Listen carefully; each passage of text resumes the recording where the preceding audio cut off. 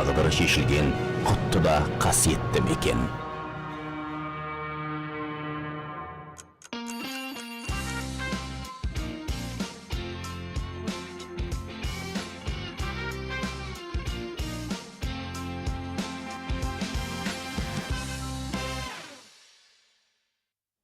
Армысыздар, арқа жұрты, таңғы шуақты болсын, сіздермен бірге Сәлем Қарағанды бағдарламасы.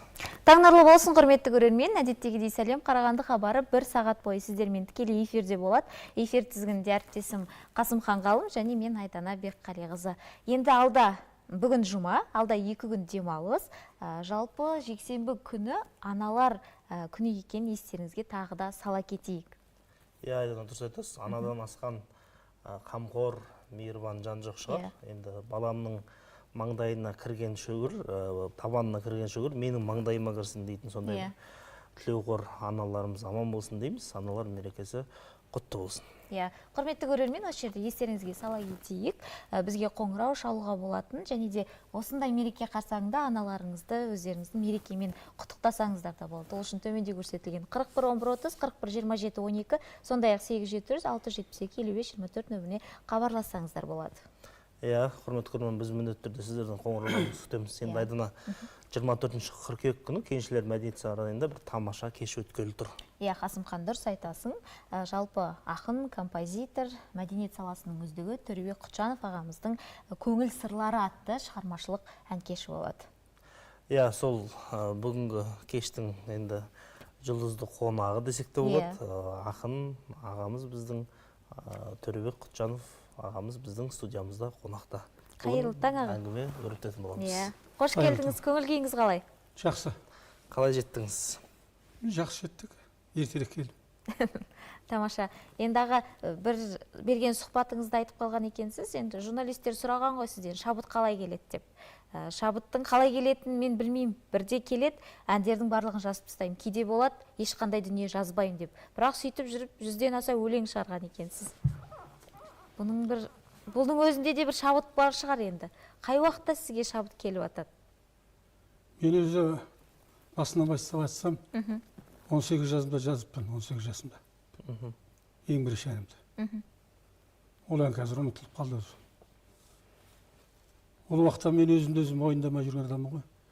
Бұл мен композитор шығады, мен ақын шығады деген ой жоқ. Содан бір 20 жылдан кейін барып түсіндім бар екен. Өлкөрде талай әндер жазылған. Құр ауылда жүріп қана ауылдың сахнасында орындап жүрдік. Ал енді шабыт туралы сол сөзімді қайталасам да болады. Шабыт дегенде ешкім ол ана жерден шабыт келеді, бүйтсем келеді дегенде мен деп өсіп айта алмадым. Шабыт деген меніңше адамның көңіл күйінен келеді. Көңіл күй деген нәрсе өте бір бөлек дүние ғой бұл. Секен Тұрысбектің көңіл толқыған күйін елдің бәрі жақсы көреді. Соған сәйкес сондай қып күй сияқты бір ән жазбайын ба деп көңіл сырлары деген ән жазылған. Сол кештің аты да, кітаптың аты да осы көңіл сырларына тоқтадым. Өйткені Абайдың сөзі бар ғой. Өлең шіркін өсек жұртқа жаяр, сөзімді тоқтатайын айта бермейді. Сол көңілмен шыққан дүниені халыққа бергім келгеннен шықтау деп ойлаймын. Дұрыс айтасыз, Төребек мырза, енді сіз ән жазбай тұрып өлең жаздыңыз, алғаш қаламды қолыңызға алдыңыз, енді сүйегіңізге сөз сіңген екенін білдіңіз.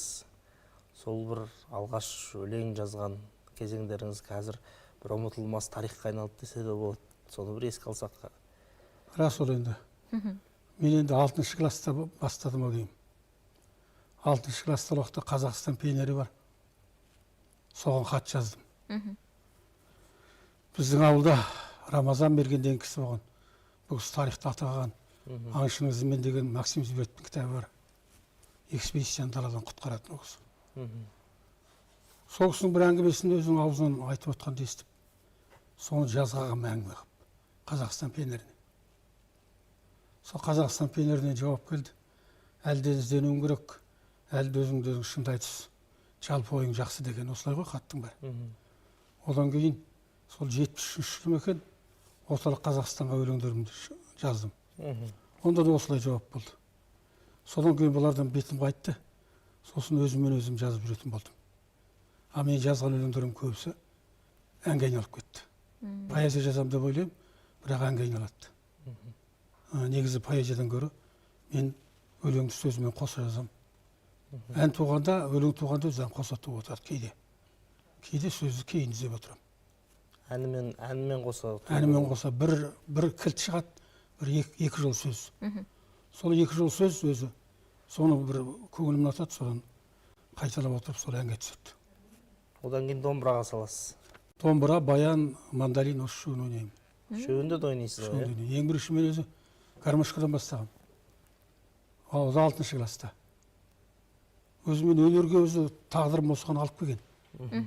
4-ш класста ағам киномеханик болды да, 4-ш класстан бастап мен кино қоя бастадым. Үлкен аппарат, ондай штативтері бар. Соны тасып, автокөлікпен қойшыларды жағалап кино қоямыз. Содан сол өнердің соңына қарай бұрылдым мен. Тағдыр мені өнерге алып келді. Бала кезден бері сол мәдениет саласында боласыз ғой? Одан сол 8-ші класс бітірмей-ақ сол неге шығып баян тартатын болдым, сахнаға шығып. Енді 6-шы сыныпта жаңа өлең жолдарын жаза бастадым деді. Жоқ, 6-шы сыныпта өлеңдер жаздым ғой. Ол енді балалық өлеңдер енді.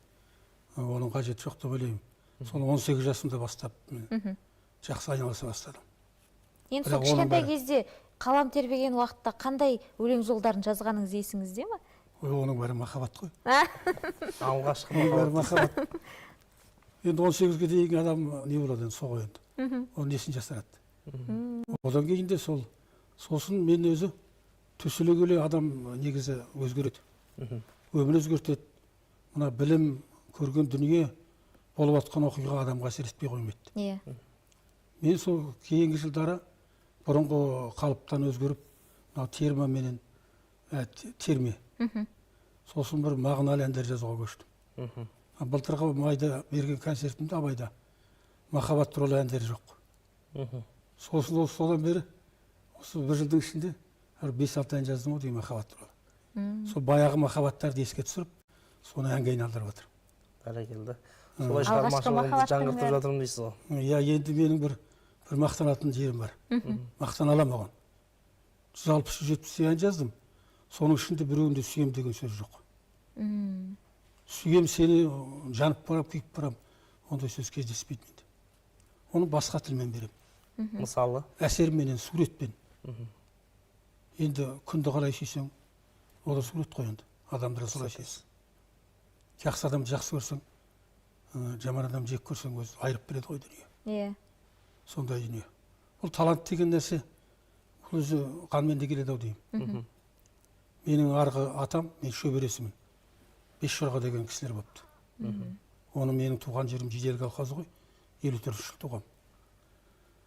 Сол үлкен кісілер, әкелерімізбен жас кісілер айтып отырады мені. Өлең айтып бірдеңе қылам ғой, той басқардым. Ақындар айтысына қатыстым. Сол 5 жорғаның тұқымы дейтін.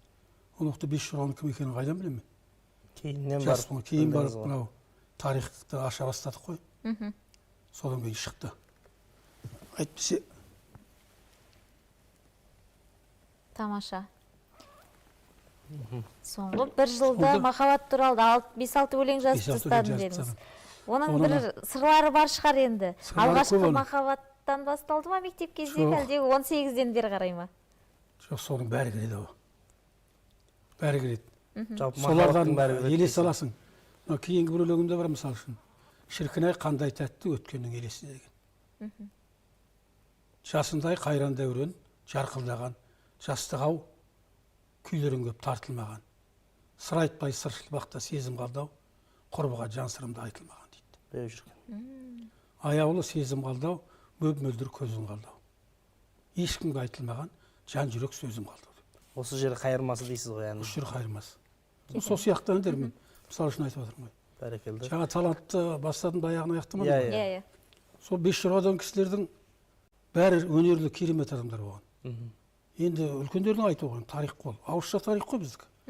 Қатқа жазған ешкім жоқ. Біреу күйші болған, біреу қобызшы болған, біреу мерген болған. Сол уақытта өнер деп бағалаған дүниенің бәрін игерген. Содан ағайынды 5 жігіт екен, 5-еуінде 5 жорға атаған. Сол 5 жорғадан келген қан бар шығар менде. Мен шөбересімін. Әкем ауылда ақын болған. Ал енді әкемнің шешесі жақын адам, сен білесің, Көлмағамбет Нұрмағамбетұлы деген кісі болды.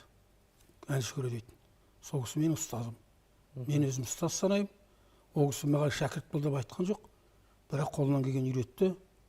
Әдепкі гармошканы тартылмай отқанда келіп көрсетіп берген клавиштер. Сол менде нота да жоқ, ештеңе де жоқ. Дыбыс сіңген адаммын мен.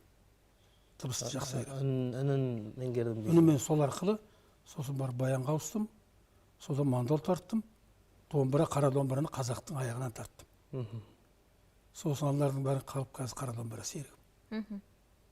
Жан серігіңізге айналды ғой қазір. Иә, кешке дейін жанымда жатады. Ұйықтасам бас жағымда тұрады. Ән келіп қалса саламда. Мынау сотка деген рахат болды ғой қазір. Жазып қоясыз. Бұрын сотка жоқ уақытта Сақтап талай әндерім қоясыз. кетті. Ұмытылып қалды. Ұмытылып қалды. Лента кассетада қаншама тарихтар бар еді. Бәрі өшіп қалды. Біздің ауыл өнерлі ауыл ғой, негізі өнерлі ауыл. Иә. Байзақ Сейіліп деген ағамыз болды. Аманбай Сарымсақов деген, Шайза Дебаева деген қырғын әнші кісі болды. Мен сол кісілердің соңында жүрдім. Клубта істедім. Одан аудандық автоклубта істедім. Мен өзі туғалы өзі өмірімді осыған алып берді. Кішкентайдан өнер саласына жақын. Сол Байқадам деген жерде тұрғам ертеде бала кезімде. Сол жерде жаңа автоклубпен жүрдім деп отырмын ғой. Содан бастап сол культура жағына бейімделіп шықтым мен. Енді сол кезде жаныңызда жүрген достарыңыз болды ма? Өнер саласына жақын, сізбен бірге Болды ғой, қолдау ауылда. көрсетіп жүретін. Жаңағы үлкен ағаларымды айтып отырмын. Бірақ енді дәл мен сияқты ән жазатын адам болған жоқ, біздің ауылда жоқ. Шын айту керек. Өлең жазатын кісілер болды мықты. Мынау кімнің әкесі? Ғабдулла деген кісі. Ел Бақаш дейді. Керемет ақын кісі болған. Соның қылмай кетті осы. Жаңа Көле деген кісі қырғын ақын болған. Сол кісілерден үйреніп өстік біз. Байзақ ағам да сондай болған. Сол кісілердің жазғанын көріп, сұрап алып, оқып, соған қарай бізді ынтықтырды дегенге келеді бұл енді. Біз сол кісілерден істеген жолын бастық. Бәрекелді, олай болсаға бір өлең оқып берсеңіз біздің көрермендерге. Ол талант Жаныңызда деген... жатталған. Есіңізде Мен негізі қалған. поэзия жазбаймын дедім ғой жаңа. Иә. Поэзияның бәрі әнге айналып кете береді. Сол бір терменің сөзін оқып берейін енді. Сыралғы болмас дүние, сырыңа сенің кім ие. Сыртыңнан сынап жүргенде, сыйласың сенбес күйіңе. Шын досың бар ма бүгінде? Таланттың бағы күйінде, түсінер кім бар бүгінде? Қазақтың жауы қызғаныш, көре алмас бірін бірінде. Болмаса ондай түбінде. Тамаша. Бұны да көреді екенсің. Бұл енді 52 жыл болыпты ән жазғаныма. Енді 52 жылдан бері ештеңе көрген жоқпын мен.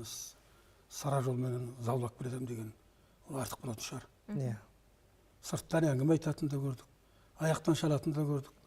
Үндемей қалатын да көрдік. Талантты өлтірудің бір-ақ жолы бар екен. Үндемей қалсаң болды, ол өзін өзі өледі. Сондықтан талантқа қоштау керек, қошеметтеу керек. Кішкене болған Қолдау керек дейсіз ғой. жігер беріп қолдап отыру керек. Енді Төребек мырза, осы жерге сіздің келетініңізді естіген кезде бізде арнайы видео құттықтаулар да келген еді. Соның біріне кезек берсек, мүмкін сіз танитын, сіздің жаныңызға жақын, дос, бауыр, аға, жолдастар болуы Сыйлас, мүмкін. иә. Ағайын. Қайдан көреміз? Мен Омар Экран. Жанұзақ. Экранға назар аударыңыз. Ұлытау облысы Жаңарқа ауданы Ерелиев ауылында Төкен құрдасым бір жағы, замандасым бауырым еңбек еттік. Ал енді мына Төкен келіп жеткен 70 жас мерейтойың құтты болсын. Шығармашылық шабытың арта берсін. Денің сау болсын. Отбасының ортасында ойнап күліп, Алланың берген жасын жасай бер. Тойың той қыласын, тойдан кенде қылмасын. Төребектің көптеген өлеңдері, көптеген әндері бар. Соның ішінде мынау Жайрам, Түгіскен, Қызылжар, Ералиев ауылым деген өлеңдері халықтың көңілінен шығып, өте жақсы дәрежеде көрініп жүр. Төкен, біз Төкен дейміз. Төкен бауырымыз қазір Қарағанды облысы Дубовка ауылында тұрып жатыр. Өткен жыл осында шығармашылық кешіне өткізген, соған қатысқанбыз. Енді биыл тағы да осы Төребек бауырымыздың шығармашылық кеші болайын деп отыр. 70 жасқа толып, үлкен той жасайын деп отыр. Төлебек бауырым, туған күнің құтты болсын, өмір жасың ұзақ болсын, шығармашылық табысың шыңдала берсін. Міне осындай Таныған шығарсың. Алдыңғысы Тараздан Серікбай ғой деймін. Мынау ағамыз өзіміздің ауылдағы мұғалім, өлен жыл көп жыл школ директоры болды, ұстаз, ардақты. Бір орденнің атын ұмытып қалдым. Елге еңбегі сіңген алдымыздағы ағаларымыз. Сол ауылға еңбегі сіңген. Біз бұл кісілердің қолынан оқыған жоқпыз, бірақ. Біз оқыдық. Иә, сендер оқыған шығарсыңдар. Енді алдындағы кісіні Тараздан деп жатырсыз. Серікбай деген жігіт. Бұл Тараздан болғанда сол біздің елдің адамы ғой. Біздің елдің тарихын ептеп айтып кету керек шығар осы жерде. Біз өзі мына ар жағы жезқазған, бер жағы осы мынау орта жүз Жаңарқа. Соның екі ортасында отырған елміз. Біз Таманың елі дейді. Таманың елінің шетіне ол жаңағы айтқан Сарсу ауданына барады. Қазір жаңа тас қаласы орталығы. Кешегі ашаршылықта 32-де көшкен аудан ол. Ақкеңсе деген жерден түскеннен көшкен. Сонда қалған соған Тама көшкен деген Ғалым Жайлыбайдың поэмасы шыққан. Мен оған зар толғау жазып ән шығарғам. Оны Қобызбен Әлібек деген жігіт орындайды. Осы Қарағандык. Бимен дейін. Иә, Бимен дейін Әлібек. Сол жерде өмір сүрген ел ғой бұл. Бұл елдің бір шеті жаңа айтып отырмын ғой, жаңа Сарсу ауданы, Жаңатас. Сол жаққа кетіп қалған жігіт қой анау. Кейін ауылға келіп біраз жыл тұрып кеткен, 15 жылдай. Сосын енді бұрынғы жеріне, туған жеріне қарай кетті ғой. Сол жақтан естіп айтып отыр ғой енді. Бізде Рахаттың телефонда бәрі бар ғой. Бір ауылдың адамы бір телефонда отырады. Бір рудың адамы бір телефонға жиналып алады да. Не айтқанын біліп отырады. Соны естіп енді дұрыс. Маған бір сәлемдеме жолдайын деген ғой. Иә, Тараздан. Рахмет екеуіне де. Енді бұл аға бауырлар деп жатсыз ғой, енді бір балалық шақта бір қызықты сәт естеліктер бар шығар. Қызықты сәттер бар ғой, мен әсіресе ұмытпайтын жерім. Мен Қарасақал деген дастан жаздым. Үш дастан жаздым өзі. Сол ең бірінші жазғаным Қарасақал деген дастан. Бұл Қарасақалды мен 64 жыл алып жүріппін. 64 жыл емес астап өлі. 62 жыл ғой деймін. 3-ші класста оқып жүргенде естігем. Мен есептік шатысық болам дейді. Сонда осы әңгімені мынау неден Қорғалжын ауданы дейді біздің ар жағымызда. Солар Қызылжардан Сәлік тасиды, Безім май тасиды. Солардың Безіміз өтетін жерде біздің қой ауыл тұрады. Қой шағым. Мен Қызылжарда оқимын. Қызылжардан жаңағы Безімізге мініп аламын да, сол ауылдың жанынан андай жерін өтіп түсіп қалам. Сөйтіп демалыста келіп тұратынбыз. Сонда бір шал кісі, енді шал деп отқаным ақсақалды көрек қой. Бір сары кісі ақсақал кішкіректі. Сол кісі осы әңгімені айтқан. Сол Қарасақалды сол 62 жылдан кейін дастан қылып жаздым ғой. Сол миымда жүретін 3-ші класстағы бала ғой. Мен өте зерек болдым жасында. Қаттармай тұрып, батырлар жыр өсірді ғой бізді. Мынау кейінгі жылдар көп айтып жүрді. Қазақтың баласын тәрбиелейтін нәрсе батырлар жыры. Батырлар жыры жігерге, отансүйгіштікке, мынау елге, жұртқа, ізеттілікке, адалдыққа бәрі бар ішінде. Тәрбиенің үлкен құралы дейсіз ғой. Тәрбиенің өзі ең негізгі көзі құралы. Біздің ауыз әдебиетіміздегі батырлар жыры. Өзі 14 батыр бартын, 7-7-ден 2 томдың. Соны сол уақытта жатқа білгендей оқитынмын. 2-ші класстан бастап оқыдым. Содан тәрбие алдық. Соны осы 2 жыл болды ма жазғаныма? Қарасақалды жаздым. Одан кейін Батыр баба әулие ғұмырды жаздым. Одан кейін өзімнің бабам туралы жаздым. Сол 3 дастан. Бұл әннен бөлек. Поэзияға көп бармай жүрмін. Осы қазір мықты ақыншы бар ғой, Ершат Қайболдин деген, соны оқып тұрамын. Поэзияға бару үшін бір ел естімеген тіркес айту керек. Бір оқиғаның болған, соның шешімін айту керек. Не былай істесе болатын, соны өрнектеп, өрегімен әкеліп мөлдіретіп беру керек.